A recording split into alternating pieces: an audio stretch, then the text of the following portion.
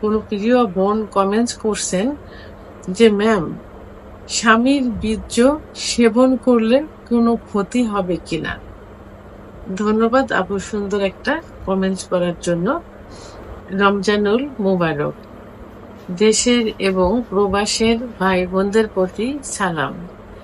আসসালামু আলাইকুম। আমি প্রভাষক ডাক্তার রিক্তা পারভিন, হোমিওপ্যাথি এবং আয়ুর্বেদিক চিকিৎসক, চেম্বার সেবা, হোমিও কমপ্লেক্স অ্যান্ড সেবা ডিজিটাল ল্যাব, উপজেলা মডেল মসজিদের পূর্ব পাশে, শিমুলিয়া, মাগুরা।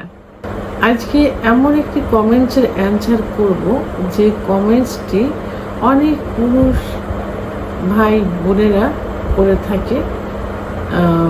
ঠিক তেমনই একটা কমেন্ট, যেমন আছে কোনো এক শুভাকাঙ্ক্ষী, অর্থাৎ আমার কোনো প্রিয় বোন কমেন্টস করছেন যে ম্যাম, স্বামীর বীর্য সেবন করলে কোনো ক্ষতি হবে কিনা। তো এই প্রশ্ন কিন্তু অনেক পুরুষই করে থাকে যে আমাদের বীর্য স্ত্রী সেবন করলে কোনো ক্ষতি হবে কিনা, আবার স্ত্রী বলে থাকে স্বামীর বীর্য সেবন করলে কোনো ক্ষতি হবে কিনা। কারণ স্বামী স্ত্রী নিজেদের রিল্যাক্সের জন্য অনেক সময় এইগুলো করে থাকে, অর্থাৎ স্বামীর লিঙ্গে চুষতে থাকে এবং চুষলে অনেক সময় দেখা যায় যে বীর্যপাত হয়ে যায়।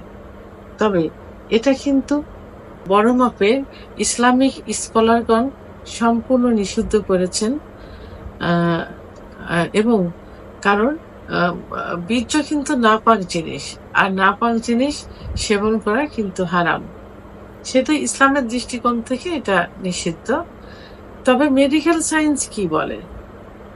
মেডিকেল সায়েন্স অনুযায়ী যদি কোনো মেয়ে, কোনো পুরুষ অর্থাৎ স্বামী স্ত্রী নিজেদের রিল্যাক্সের জন্য এটা সেবন করে থাকে, যদি মেয়েটির মানে ঘৃণা না লাগে এবং অশান্তি বা অস্বস্তিকর মনে না হয়, সেক্ষেত্রে কিন্তু সে এটা সেবন করতে পারে। এবং যদি তার স্বামীর যৌনবাহিত কোনো রোগ, যেমন সিফিলিস, গোনোরিয়া, এসটিডি, HIV ইত্যাদি রোগ না থাকে, সেক্ষেত্রে সেটা সেবন করতে পারে নিজেদের রিল্যাক্সের জন্য। কারণ বীজের মধ্যে কি থাকে? বীজের মধ্যে থাকে গ্লুকোজ, ফ্রুক্টোজ, শুক্রাণু, প্রোটিন ইত্যাদি থেকে থাকে। তো ক্ষতিকর পদার্থ সেভাবে কিন্তু থাকে না। তো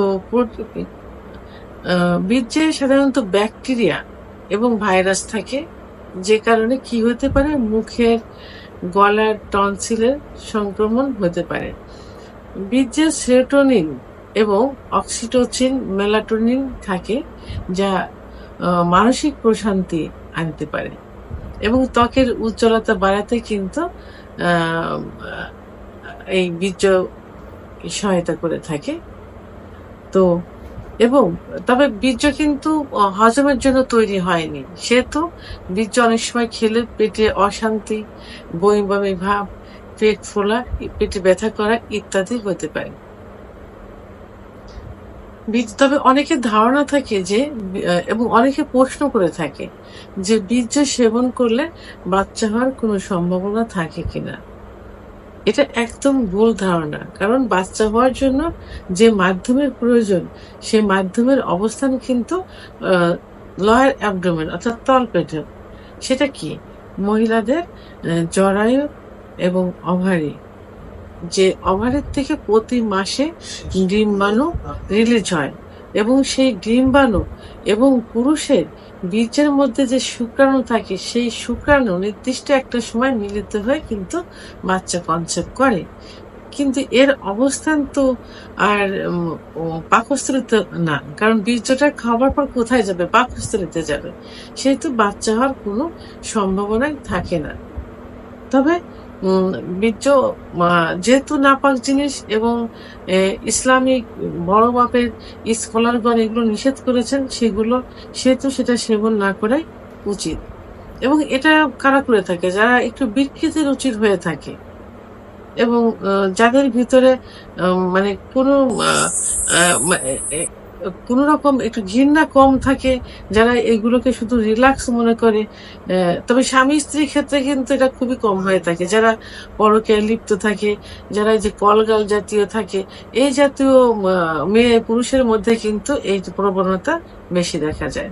সেহেতু নিজেদের সুরক্ষার জন্য এবং ইসলামিক আইন মেনে চলার জন্য বীর্য সেবন না করাই উচিত। সর্বোচ্চ কি করতে পারেন নিজেদের রিল্যাক্সের জন্য?